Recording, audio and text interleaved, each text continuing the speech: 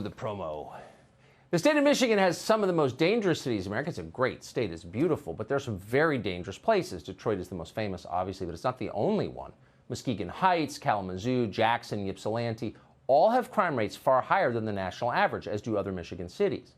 In Detroit, violence escalated to new and terrifying levels over the last year. More than 1,000 people were shot in Detroit in the past 12 months.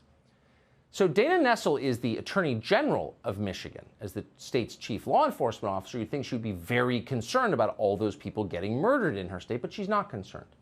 Nor has Nessel bothered to investigate her governor, Gretchen Whitmer, who, like Andrew Cuomo, is responsible for the deaths of so many nursing home residents from COVID. Gretchen Whitmer is Dana Nessel's political ally, so she's getting a pass completely. Dana Nessel has better things to do than stop murders or figure out why elderly people are dying. She has instead marshaled the full force of the state to crush a single disobedient restaurant owner, a Polish immigrant called Marlena Pawlos-Hackney, whom we've had on the show. Pawlos-Hackney's crime was disobeying state corona regulations, so last week Nessel had her handcuffed and arrested in a sting operation as she drove to work. Keep in mind that there is no proof that Pawlos-Hackney is responsible for a single COVID infection. Not one, no proof. But Dana Nessel sent her to jail anyway, and then issued a highly self-righteous press release bragging that she did it.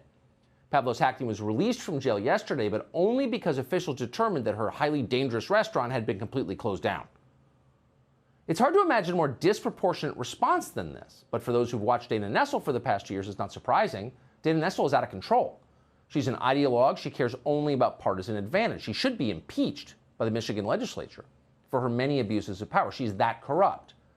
But she's also a bit of a dim bulb, not a super genius. And that's why when she was asked why she put Marlena Pawlos-Hackney in jail, Nessel actually admitted the real reason. She didn't make up some fake legal principle. She said straightforwardly that Marlena Pawlos-Hackney had dared to come on this show at 8 p.m. and complain about her. That's no longer allowed.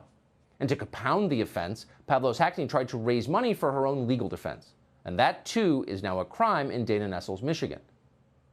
Sound like America to you? Oh, no, it doesn't. It sounds like dictatorship.